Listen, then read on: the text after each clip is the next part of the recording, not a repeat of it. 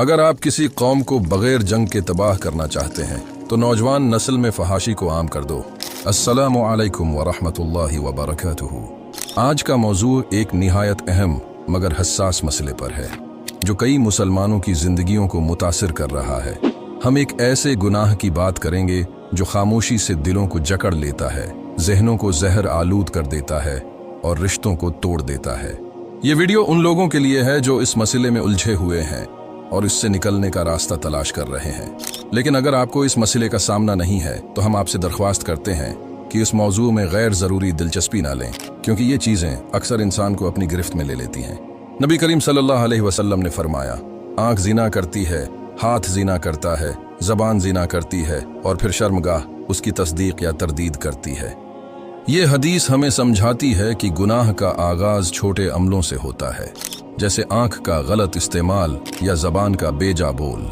ये वो काम है जिनसे बचना निहायत ज़रूरी है ताकि बड़े गुनाहों से महफूज रहा जा सके। क्या आपने कभी गौर किया है कि ये आदत आपकी ज़िंदगी और ईमान पर कैसा असर डाल रही है? ये वो आदत है जो दिलों को जकड़ लेती है, दिमाग को जहर आलूद कर देती है और रिश्तों को टूट फूट का शिकार कर देती है। ये हकीकत है कि आज का माशरा हराम चीज़ों की फौरी रसाई से भर चुका है। चंद क्लिक्स और आप एक ऐसी दुनिया में दाखिल हो जाते हैं जो गुनाह और फितने से भरी हुई है। इस दुनिया में जवान नस्ल को सबसे ज्यादा निशाना बनाया जा रहा है और वो बेखबरी में अपने नफ्स के गुलाम बन रहे हैं। आप सोचें, क्या ये आदत आपको सुकून देती है या आपको मजीद बेचैन कर देती है? ये आदत नमाज में खुशू व खुजू को ख़त्म कर देती है, दुआ के वक्त अल्लाह से कुर्बत का एहसास मानद पड़ जाता है और ज़िंदगी के आम कामों में खुशी महसूस नहीं होती। नबी करीम सल्लल्लाहु अलैहि वसल्लम ने फरमाया, आँख ज़िना करती है, हाथ ज़िना करता है, ज़बान ज़िना करती है और फिर शर्मगाह उसकी तस्दीक या तरदीद करती है।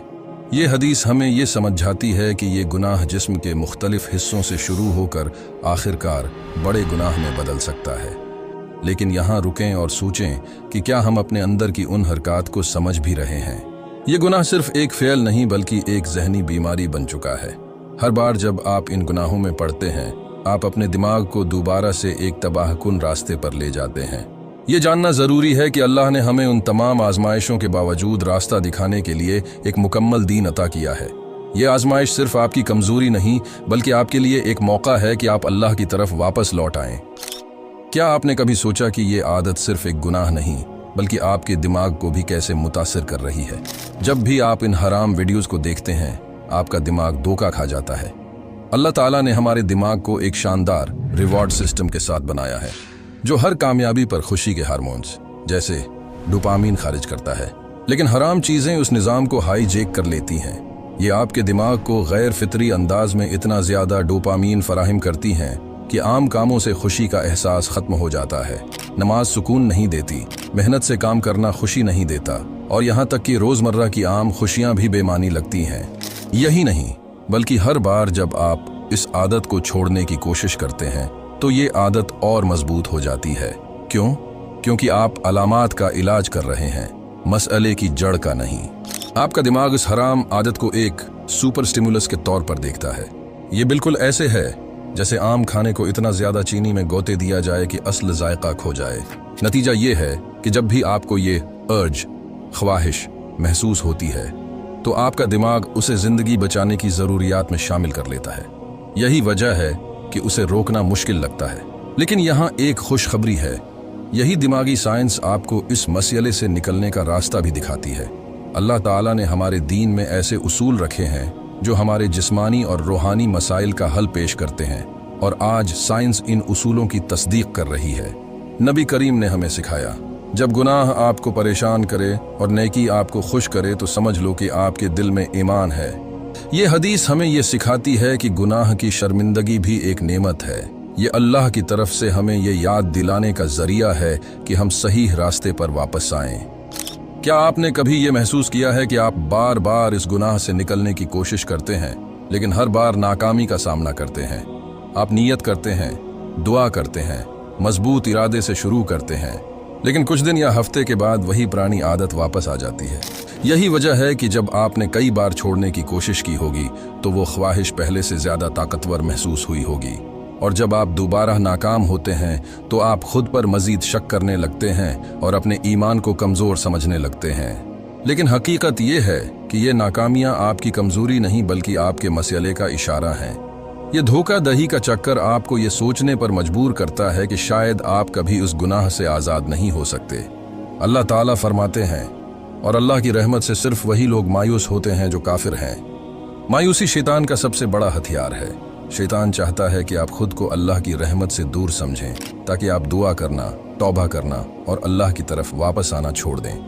लेकिन याद रखें, आपकी जिद्द व जहद इस बात का सबूत है कि अल्लाह आपको वापस बुलाना चाहते हैं। हर बार जब आप शर्मिंदगी महसूस करते हैं, हर बार जब आप तौबा की दुआ करते हैं, वो अल्लाह की तरफ से आपके लिए एक मौका है।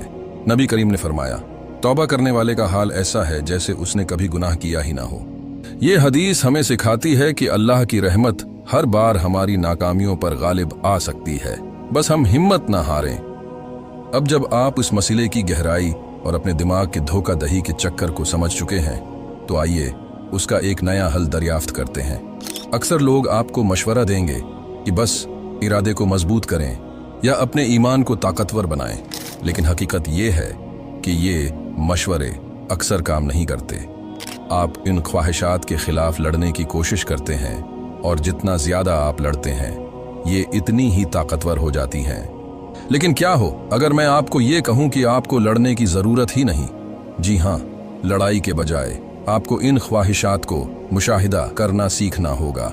जब भी कोई ख्वाहिश महसूस हो, न तो घबराहट का शिकार हो, न ही खुद को मशगूल करने की कोशिश करें, बल्कि सिर्फ एक लम्हे के लिए रुक जाएं और उसे देखें जैसे आप बादलों को आसमान में हरकत करते हुए देख रहे हों। माहिरीन उसे अर्ज सर्फिंग कहते हैं। यह अमल आपको सिखाता है कि किसी भी ख्वाहिश को कैसे गुजरने दिया जाए, क्योंकि हर ख्वाहिश एक लहर की तरह होती है।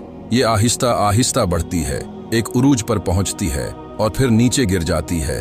कुरान मजीद में अल्लाह ताला फरमाते हैं, और अल्लाह ने नफ्स के अंदर बुराई और भलाई दोनों की समझ दी।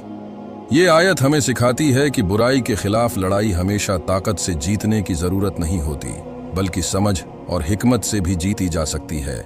इस अमल को अपने रोजमर्रा में कैसे अपनाएं? जब भी कोई अर्ज महसूस हो, फौरन रुक जाएं और खुद को कहें, ये बस एक सोच है, ये मेरी हकीकत नहीं।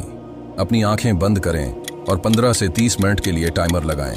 अब ये महसूस करें कि ये अर्ज आपके जिस्म में कहाँ महसूस हो रही है, जैसे दिल की धड़कन, सांस लेने में तेजी या किसी और जगह। इन जज्बात को आने दें और जाने दें जैसे बादल गुजर रहे हों।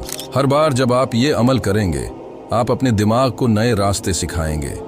आपके दिमाग को ये समझने में मदद मिलेगी कि यह ख्वाहिश न तो खतरा है और न ही कोई मौके, ये सिर्फ एक ख्याल है और कुछ नहीं।